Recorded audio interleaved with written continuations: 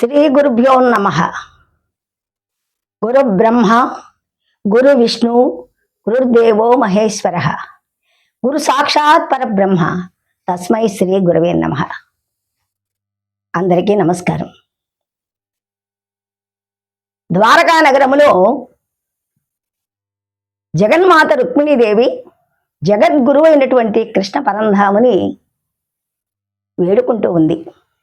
స్వామి, తమరు దేవుడు ఒకడే అని చెప్పారు.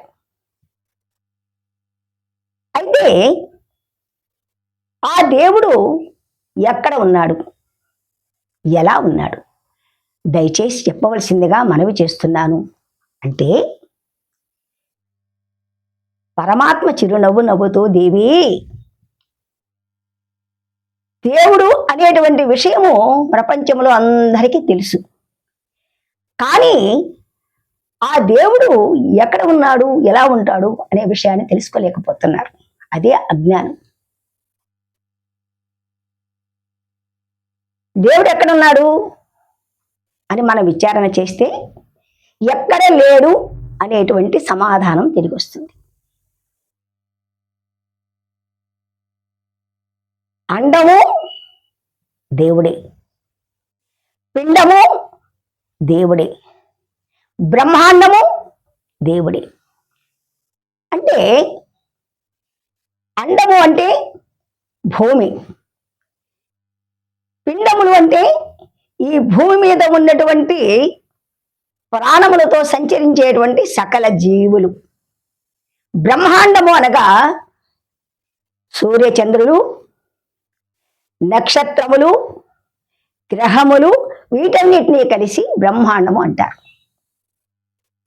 వీటన్నిటిలో కూడా భగవంతుడు నిండి ఉన్నాడు. అయితే భగవంతుడు సర్వవ్యాపి అని చెప్పుకుంటున్నాం కదా. ఇందుగలడు అందు లేడని సందేహము వలదు, చక్రి సర్వోపగతుండు, ఎందెందు వెదకి చూచినా అందందే గలడు దానవాగ్రణి వింటే అని 5 ఏళ్ల బాలుడైనటువంటి మహాభక్తుడు ప్రహ్లాదుడు మనవి చేశాడు.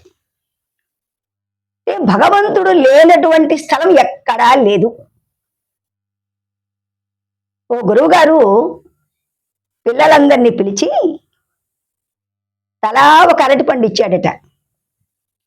నాయనలారా, మీరు ఈ అరటి పండు ఎవ్వరూ చూడకుండా తినాలి. అలా ఎవరైతే ఎవ్వరూ చూడకుండా ఆ పండుని తిని వస్తారో అటువంటి వారికి నేను బహుమతి ఇస్తాను. సంతోషంతో పిల్లలంతా వెళ్ళిపోయారు. మరో రోజు అందరూ కూడా వచ్చేసారు. ఏరా, చూశారా, పండు తిన్నారా? ఎవరైనా ఉన్నప్పుడు తినలేదు కదా, ఎవరు లేకుండా తిన్నారు కదా అంటే ఒకడన్నాడు, స్వామి, గురువుగారు, నేను తోటలోకి వెళ్ళి రహస్యంగా తిన్నానండి, ఎవ్వరు చూడలేదు అన్నాడు. ఇంకొకడు అన్నాడు, సార్, నేను బెడ్రూమ్లోకి వెళ్ళి తలుపు బిగించుకొని తిన్నాను సార్. ఇంకొకడు అన్నాడు, సార్, నేను ఊరి వెలుపలికి వెళ్ళి చీము కూడా లేని స్థలంలో తిన్నాను సార్ అన్నాడు. ఇంతలో ఒక పిల్లాడు ముందుకొచ్చి అరటి పండు గురువుగారి చేతికి ఇచ్చాడు. ఏనాయనా, నువ్వెందుకు తినలేదు అంటే ఆ పిల్లాడు అన్నాడు, గురువుగారు, మీరు చెప్పారు కదా భగవంతుడు సర్వవ్యాపి అని, అంతటా కూడా సూర్యగుచ్చే సందు కూడా లేకుండా నిండి ఉన్నాడని చెప్పారు కదా స్వామి.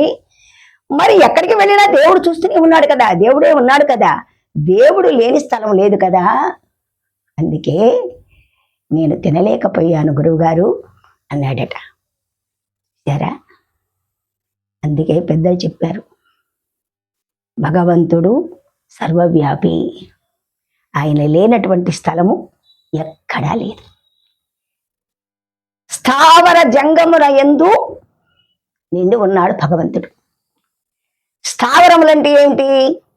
కొండలు, కోనలు, చెట్లు, పుట్టలు, అంటే కదలకుండా ఉన్నటువంటి వాటిని స్థావరములు అంటారు. ఈ స్థావరములన్నిటిలో కూడా భగవంతుడు ఉన్నాడు. మరి జంగమములంటే ఏమిటి? ఏవైతే ప్రాణముతో కదులుతూ ఉన్నాయో వాటిని జంగమములు అంటారు. భగవంతుడు ఆకాశంలో ఉన్నాడు. అంటే ఆకాశంలో సంచారం చేసేటువంటి పక్షులు, ఆ పక్షులు గూళ్ళలో పెట్టుకునేటువంటి గుడ్లు, వీటన్నిట్లో ఉన్నాడు. అలాగే గాలిలో సంచారం చేసేటువంటి అనేక జీవుల యందు ఉన్నాడు. అదే విధముగా అగ్నిలో ఉన్నాడు, జలములో ఉన్నాడు. సముద్రాల్లో మరి జలచరములు ఎన్నెన్నో ఉన్నాయి కదా. తిమింగలాలు ఉన్నాయి, చేపలు ఉన్నాయి, మొసళ్ళు ఉన్నాయి, ఎన్నెన్నో రకరకాల జీవులు సముద్రంలో. ఆ జలమంతటా కూడా నిండి ఉన్నది కూడా, ఆ జలరాశుల్లో ఉన్నది కూడా భగవంతుడే. అలాగే పృథ్వీ, ఈ భూమిలో కనిపించకుండా మట్టిలో ఉండేటువంటి చిన్న చిన్న క్రిమి కీటకాదులు, వాటిలో ఉన్నాడు. అలాగే భూమి మీద సంచారం చేసేటువంటి మనుషులు మనలో ఉన్నాడు. అదే విధముగా పశువుల యందు ఉన్నాడు. అంటే ఆవులు, గేదెలు, అలాగే గుర్రములు, కుక్కలు, పిల్లులు, ఎన్నెన్నో జీవరాశులు ఈ భూమి మీద తిరుగుతున్నాయి, వాటిలో ఉన్నాడు. అలాగే అడవుల్లో ఉన్నటువంటి మృగాలు, సింహాలైతేనే, పులులైతేనే, కోతులైతేనే, ఎన్నెన్నో మృగాలు, కుందేలు మొదలుకొని చిన్న చిన్న మృగాలు, వీటన్నిటిలో కూడా భగవంతుడు ఉన్నాడు. భగవంతుడు లేనటువంటి స్థలం ఎక్కడా లేదు.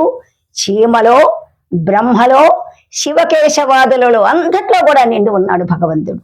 అయితే భగవంతుడు ఒక్కొక్క జీవిలో ఒక్కొక్క విధమైనటువంటి పలుకు పలుకుతున్నాడు. వింత వింతమైనటువంటి పలుకులు వస్తున్నాయి. ఎందుకంటే మనిషిలో ఓంకారం అనే శబ్దం ఉన్నది. మనము జ్ఞానం కలిగిన వాళ్ళం కాబట్టి, జ్ఞానకోశం ఉండేవాళ్ళం కాబట్టి చదువుకుంటున్నాం, మాటలు నేర్చుకున్నాము. కానీ పశుపక్షాదులకు, క్రిమికీటకాదులకు మరి మాటలు లేవు కదా. అయితే అక్కడ ఎట్లా పలుకుతున్నాడు భగవంతుడు అంటే వింత వింత పలుకులు పలుకుతున్నాడట. కుక్క బొమ్మ అంటూ ఉన్నది, ఆ రూపంలో పలుకుతున్నాడు ఆ శబ్దంతో. కోడి కుక్కరకో అంటూ ఉన్నది, అలాగే పిల్లి మ్యావ్ అంటూ ఉంది. సింహాలు గర్జిస్తూ ఉన్నాయి, మరి ఏనుగులు ఓండ్ర పెడుతున్నాయి. ఏ జీవికి తగినట్లుగా భగవంతుడు ఆ రూపంలో ఉండి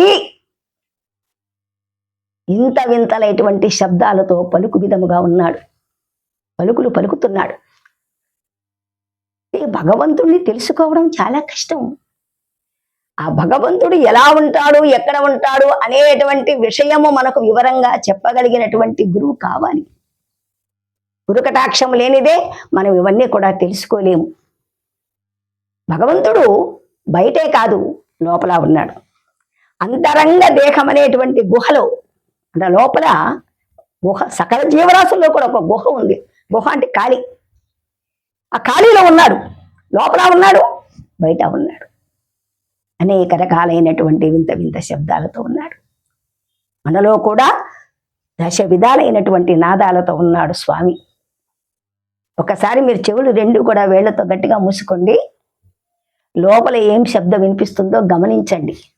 కాబట్టి పరమాత్మ సకల దేవతా రూపంలో ఉన్నది ఆయనే, మహర్షుల రూపంలో ఉన్నది ఆయనే, జ్ఞానుల రూపంలో ఉన్నది ఆయనే, అజ్ఞానంలో ఉన్నది కూడా ఆయనే. ఈ విషయాలన్నీ కూడా మనము క్షుణ్ణంగా తెలుసుకొని భగవంతుడు సర్వవ్యాపి అని, ఇక ఆయనకు పేరంటావా, ఆయన పేరు పరమాత్మ, ఆయన పేరు అంతర్యామి. ఆయనకు రూపము లేదు, పేరు లేదు, చేయాల్సిన పని కూడా ఆయనలో నుంచి వస్తూ ఉన్నా ఆ భగవంతుడు చేయడం లేదు.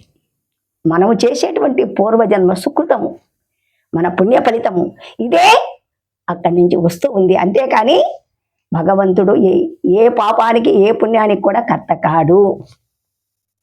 మరి ఇటువంటి విషయాలన్నీ కూడా మనం క్షుణ్ణంగా తెలుసుకొని భగవంతుడు సర్వములో నిండి ఉన్నటువంటి విషయం మనం తెలుసుకుంటే చూడవచ్చు.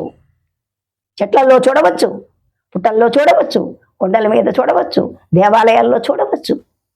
అయితే అసలైనటువంటి సత్యమును మనం గ్రహించి మనము ఈ తత్వాన్ని అర్థం చేసుకొని ఒక మంచి మార్గంలో ప్రయాణం చేద్దామని ప్రార్థన చేస్తూ, మరి ఈ వీడియో మీకు నచ్చినట్లయితే ఇలాంటి వీడియోలు ఇంకా మీరు చూడదలుచుకుంటే సబ్స్క్రైబ్ చేసి బెల్ బటన్ నొక్కుతారని ప్రార్థన చేస్తూ నమస్తే.